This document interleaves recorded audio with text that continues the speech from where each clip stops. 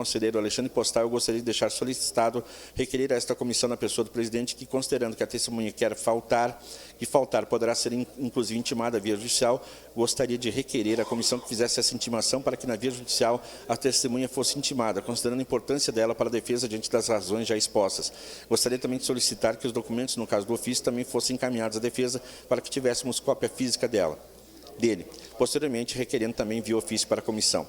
Presidente Alceu Tomé, em função desse pedido, suspendemos novamente a sessão para que a gente possa consultar a comissão. Essa sessão está suspensa momentaneamente. Doutora Cássia, obrigado. Sessão suspensa. Presidente Alceu Tomé. Retomamos novamente a sessão. Vereador Elisandro Fiuza.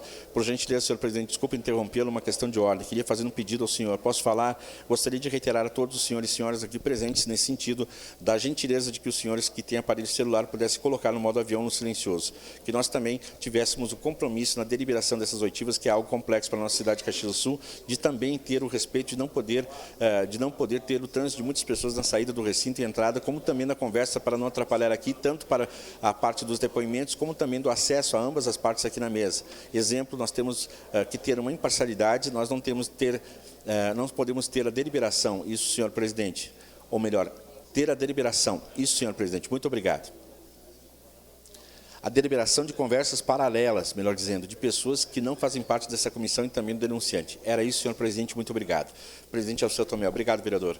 Acho que das duas partes, não é? Doutora Cássia, eu gostaria de solicitar também, em questão de ordem, apreço a manifestação do vereador Fiuza, considerando que acato de imediato, assim como as interferências não fazem parte, também gostaria de deixar consignado que a consultoria externa não está prevista no rito. Então, desde o início dessa solenidade, foi solicitado pela defesa a presença do assessor jurídico, foi negada a defesa e está sendo feita consultoria externa, que não é prevista no rito. Toda vez que é suscitada uma questão de ordem, sai alguém da sala e volta com uma consultoria externa. Isso não é rito para essa solenidade. Eu solicito novamente que a próxima questão de ordem suscitada seja com o assessor jurídico presente aqui. Presidente Alceu Tomé, vejo nada de prejudicar a sessão, o andamento. Acho que, neste momento, o rito está seguindo normal e vai seguir normal. Isso não quer dizer que a comissão processante tem que ter o assessor jurídico aqui na frente. Então, a gente vê nitidamente que não está atrapalhando em nada. Doutor Cássio, só para considerar que a consultoria externa não está prevista. E, dessa forma, as deliberações devem ser feitas pela comissão no ato da questão da ordem. Obrigado. Presidente Alceu também. Informamos que os documentos solicitados serão encaminhados posteriormente à Vossa Senhoria e ao senhor prefeito. Em relação ao pedido de Vossa Senhoria para que a comissão ajuize ação requerendo que o conselheiro do Tribunal de Contas compareça nessa casa a fim de prestar testemunho sobre o processo que tramita nessa comissão, indeferimos o pedido. Vossa Senhoria pode fazer os encaminhamentos jurídicos que achar necessário, uma vez que cabe exclusivamente a parte da condição de testemunhas por ela arrolados para prestarem depoimento. Doutora Cássia, discordo da informação, gostaria de saber a fundamentação jurídica para tal indeferimento. Presidente Alceu também, a gente sabe muito bem quem tem que arrolar as testemunhas é a comissão. Então, em função disso, pelo não comparecimento. Doutora Cássia, a fundamentação jurídica, por favor. Presidente Alceu, não causa nenhum prejuízo para a comissão. Doutora Cássia, a fundamentação jurídica, por favor, presidente. Presidente Alceu Tomé, eu acho que nós não. O 201 do decreto. Doutora Cássia, qual é o artigo, presidente? Por favor, presidente Tomé. Eu vejo assim, que eu não tenho que dizer qual é o artigo. Está indeferido. Eu peço que vamos dar um novo prosseguimento. Passamos a ouvir a nova testemunha. Doutor Cássio, eu gostaria somente, então, de deixar consignado em ata que o inciso 3º do artigo 5º, que ele prevê, inciso 3º do artigo 5º, ele prevê que podemos arrolar as testemunhas. O presidente deverá designar, desde logo, o início da instrução e determinar os atos, diligências e audiências que se fizerem necessários, bem como o depoimento do denunciado e a inquirição de testemunhas. Nesse caso, fica claro que a Câmara tem que fazer essa inquirição e fica consignado o meu requerimento como questão de ordem. Gostaria também, para a oitiva da próxima testemunha, que fosse lida novamente a denúncia, já que a mesma não estava presente no ambiente. Presidente Alceu também. Então, eu peço, diante do indeferimento, que a vereadora faça novamente a leitura. Vereadora Paula Iores. Na data de 27 de setembro de 2019, Ricardo Fabris de Abreu protocolou, junto à Câmara Municipal de Caxias do Sul, denúncia do pedido de impeachment do prefeito municipal, senhor Daniel Antônio Guerra. Uma vez protocolado o documento, foi gerado o documento externo 365/2019. Em síntese, foram exarados do referido documento os fundamentos fáticos e jurídicos, assim resumindo, da alegada proibição da utilização dos espaços públicos pelos frades capuchinhos. Em 30 de nove de 2019, o denunciante aditou a denúncia contida, documento externo 365/2019, o qual foi devidamente protocolado por esta casa, gerando documento externo. 366/2019. O mencionado aditamento relata em síntese o desprezo pelo Conselho Municipal de Saúde e das possíveis ilegalidades da licitação. A denúncia com aditamento foi incluída na pauta da primeira sessão que se seguiu, na forma do disposto artigo 5º, inciso 2º, Decreto-Lei 201/67, ser lida e submetida à consulta junto ao plenário da Câmara Municipal acerca do seu recebimento. 358ª sessão ordinária da 17ª legislatura em 1/10/2019. Manifestação sem uso do microfone. Vereadora Paula Iores, não pode. Presidente Alceu Tomé, não pode se manifestar, não tem questão de ordem aí. Vereadora Paula Iores, do PSDB. Na referida sessão, no âmbito da consulta do plenário da Câmara Municipal de Vereador, o vereador Alceu João Tomé solicitou o adiamento da votação por 5 dias, conforme disciplina o artigo 121, regimento dessa Casa Legislativa, o qual foi aprovado por maioria de votos. Na data de 2/10/2019, o denunciante protocolou novo aditamento à denúncia, documento externo 365/2019, de sua autoria, subscrito com a data de 1/10/2019, o qual faz geral o documento externo 373/2019. O mencionado documento pode ser assim resumido: ato discriminatório parada livre. A denúncia, com seus devidos aditamentos, foi incluída na pauta da sessão imediata, sendo lida e consultada a Câmara sobre seu recebimento na 361ª sessão ordinária da 17ª legislatura em 8/10/2019. A denúncia, com os aditamentos, foi aprovada e acolhida para fins de seu recebimento por maioria dos votos, 14 votos a 8. Votos favoráveis, 14, 8 votos contrários. Em seguida, passou-se imediatamente ao sorteio da comissão processante. Foram sorteados o vereador Alceu João Tomé, a vereadora Elisandro Fiuza e a vereadora Paula Cristina Iores. Os vereadores integrantes da comissão processante reuniram-se e deliberaram pela eleição da presidência e relatoria do processo objeto do documento externo 365/2019 com seus aditamentos, ficando a seguinte composição: presidente da comissão processante, vereador Alceu João Tomé, relatora da comissão processante, vereadora Paula Iores, membro da comissão processante, vereador Elisandro Fiuza Gonçalves. Por deliberação da comissão processante, a notificação do prefeito, senhor Daniel Antônio Guerra, ocorreu em 14 de outubro de 2019, às 18 horas. O denunciado, prefeito Daniel Antônio Guerra, na data de 21/10/2019, ingressou com mandato de segurança 595-15-21.2019.8.21.0010/RS, junto à segunda vara civil especializada em Fazenda Pública da comarca de Caxias do Sul. Em 23 de outubro do decorrente ano, a medida liminar requerida foi deferida pelo excelentíssimo juiz da segunda vara especializada em Fazenda Pública da comarca de Caxias do Sul. O presidente da Câmara Municipal e o presidente da comissão processante foram intimados da referida liminar na data de 24/10/2019. Na mesma data, os mesmos ajuizaram recurso de agravo do instrumento 500.8875/2019.8.21.7000/RS, junto ao Tribunal de Justiça do Estado do Rio Grande do Sul, 4ª Câmara Civil.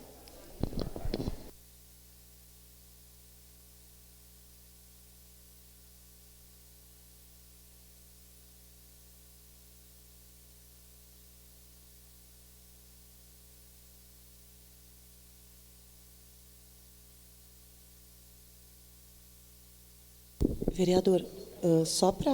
Aonde que parou, por favor? Tá. Considerando que essa leitura aqui ela já foi feita 2 vezes, em razão que ela foi feita várias vezes durante a sessão de depoimento, a gente pode, a partir da 1126, ali, onde começa a inquirição de novo. Isso, tá bem?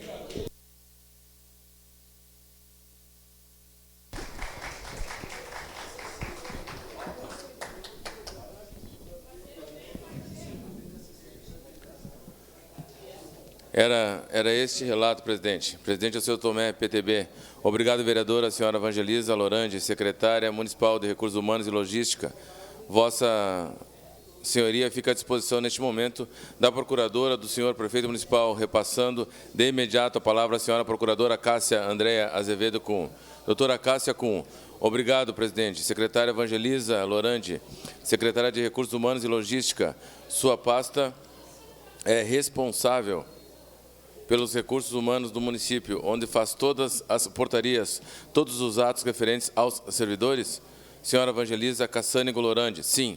Doutora Cássia Kuhn, além das atividades em relação aos servidores municipais, considerando a nomenclatura da pasta Recursos Humanos e Logística, também a pasta competente para a realização dos processos licitatórios no município?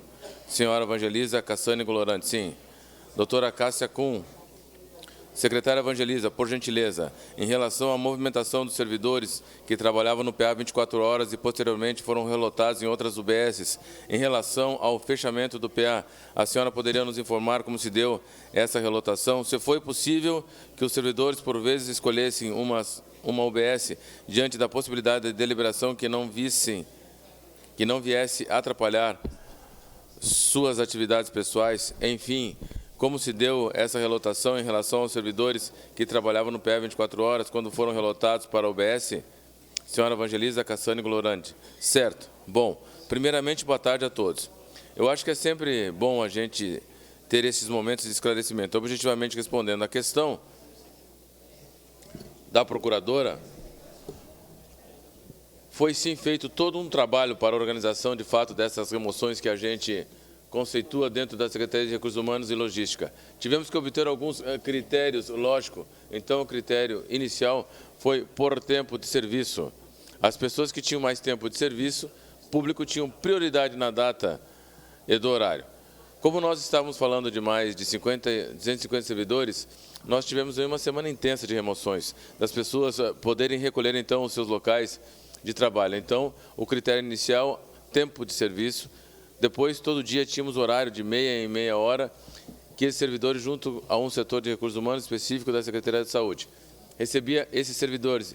E eles tinham, então, como optar pelas vagas que tínhamos na rede, tanto em UBSs como em outros serviços que a Secretaria tem aí com os servidores públicos municipais. Então, foi tomado todo o cuidado também para que as pessoas conseguissem estar adequadas às suas rotinas. Se respeitou, se deu um limite. Existe uma ordem de serviço, uma instrução normativa que foi feita na Secretaria da Saúde, até que as pessoas conseguissem ter esse tempo de adequação. Aí nós, nos seus novos locais de trabalho, sem prejuízo dos seus salários, dos seus proventos. Doutora Cássia Kuhn, então, a senhora confirma que houve essa possibilidade de escolha, tendo sido feito pelo Executivo de forma arbitrária, a remoção seria a palavra correta dos servidores do PA? Senhora Evangelisa Cassani Glorante, confirmo. E houve, então, a assembleia que foi feita junto a eles para que, antes do ato, se comunicasse como iria ser feito. Então, se teve todo um zelo em respeito à integridade dos servidores municipais. Doutora Cássia Kuhn, em relação ao termo de ajustamento de conduta que foi firmado com o Ministério Público Federal e Estadual para o fechamento do PA 24 horas, no primeiro momento a senhora chegou a participar ou teve conhecimento desse termo de ajuste de conduta para que possibilitasse o fechamento do PA 24 horas? Senhora Evangelisa Cassani Glorante, sim, tive conhecimento e participação. Doutora Cássia Kuhn, participou de que forma na consecução desse termo de ajustamento de conduta ou na contribuição interna em relação à forma como se daria, eu diria, essa transição entre o fechamento do PA e a abertura da nova UPA 24 horas? Senhora Evangelisa Cassani Glorante, é importante ressaltar que toda a construção de qualquer movimentação que vai influenciar na vida pessoal do servidor, eu, como autoridade de RH, sempre estou presente para ter o zelo também e cuidar também o que o Estatuto do Servidor nos delega. Então, assim, nós éramos uma comissão. A gente denominou o Comitê da Saúde. Eram alguns secretários, algumas autoridades juntos, pensando da forma que menos impactasse. Tanto eu costumo dizer, o cliente interno, que é o nosso servidor público, quanto ao público externo na questão de atendimento à saúde, propriamente dita, atendimento ao cidadão. Então, sim, nesse comitê a gente pensou, tentamos pensar em todos os detalhes anteriores a essa situação mais jurídica, mais de um oficial aí do TAC, para que a gente conseguisse aí amenizar qualquer situação pior que possa ter acontecido. Doutora Cássia Kuhn, em relação aos servidores municipais, aos servidores públicos como um todo, podemos afirmar que o servidor público possui direito adquirido em sua lotação ou a sua remoção é discricionária, a critério da administração que possa colocar o servidor onde ele realmente necessita de estar efetuando suas atividades? Senhora Evangelisa Cassani Glorante, ok. Aí a gente vem para um conceito também legal. A gente não pode, enquanto servidor público, colocar a minha vontade pessoal acima do que a vontade pública, o serviço público me delega. Então, objetivamente, procuradora, respondendo a sua questão, é discricionário da gestão, de acordo com a vacância e necessidade de serviço. Doutora Cássia Kuhn, mesmo sendo discricionário, ainda foi oportunizado aos servidores diante de critérios que eles escolhessem quais UBS iriam trabalhar e desenvolver suas atividades profissionais? Senhora Evangelista Cassane Glorante, com certeza, porque aí a gente trabalha com bom senso. Nós tínhamos a necessidade também a respeito da vida pessoal dos serviços públicos, mas sempre com certeza colocando aí na balança o atendimento, que nós estamos em déficit na saúde. Doutora Cássia Kuhn, em relação agora, seguindo na ação da saúde, considerando que gostaria de deixar claro que a sua pasta afeta as questões de pessoal e de licitação. Então, os 2/3 da denúncia que falam sobre o decreto de eventos temporários não são afetos à sua pasta. Então, eu lhe farei questionamentos nesse sentido. Há alegações por parte do denunciante de que houve ilegalidades na licitação para a composição da gestão compartilhada na UPA 24 horas. Eu gostaria que a senhora brevemente nos explanasse quais são como é o cronograma de uma licitação, como se dá a licitação desde o momento do seu termo de referência, quando o órgão envolvido determina o que ele necessita e qual os procedimentos dali para frente. Como funciona? Se a secretaria que necessita encaminha a sua secretaria a necessidade dela e de que forma? É ela que faz esse termo de referência, dizendo a necessidade e a forma como necessita, ou isso fica a critério da central de compras? Central de licitações, como funciona esse trâmite? Se possível, a senhora resumidamente nos informar. Senhora Evangelista Cassane Glorante. Certo. Na verdade, a parte de licitações públicas, as compras públicas são regidas pela Lei 8666 de 93, se eu não me engano. Essa lei de várias modalidades de compras municipais e compras públicas, que ela vai desde um pregão, desde uma correção, desde um chamamento, desde um convite, tem N situações. Então, o que ocorre, quando a secretaria demandante, que eu costumo dizer, ela traz a necessidade para a central de compras, a nossa Senlink, que hoje a gente trabalha com essa nova nomenclatura, ela traz a necessidade. Ela, enquanto demandante técnica, precisa especificar o que ela precisa, como ela precisa, pois, de fato, não somos conhecedores de tudo. Então, essa parte técnica da área demandante é muito importante para nós podermos entender em qual modalidade da lei maior, da lei das licitações, que a gente possa enquadrar essa demanda. Após isso, então, o termo de referência é confeccionado ali junto à equipe da Senlink. Nós colocamos algumas atenções, assim, de normas legais de licitações. Após terminado esse termo de referência, a gente reencaminha para a demandante ver se, de fato, a gente não teve alguma alteração no escopo do objeto e da necessidade real. Após, tem que se fazer a formatação do preço, que o orçamento é feito, sim, pela Senlink atualmente, mas também, na época, com o apoio da parte técnica da Secretaria da Saúde, especificamente o financeiro, para a gente ter a justificativa do preço. Ora, todos sabem, os tribunais e todos os órgãos que nos supervisionam, sim, questionam preço. Então, a gente tem que ter uma justificativa muito boa e uma evidência muito boa do preço que a gente está efetuando. A partir disso, então, a gente tem a liberação orçamentária, depois vai para a questão jurídica da avaliação do edital, para a posterior publicação, de acordo com a modalidade. Nós temos tempo de publicação de rua. Pode ter 8 dias, pode ser 15 dias, enfim, depende muito do valor e da modalidade que a gente está comprando. Após publicado, a gente pode ter impugnações, questionamentos, e a gente tem...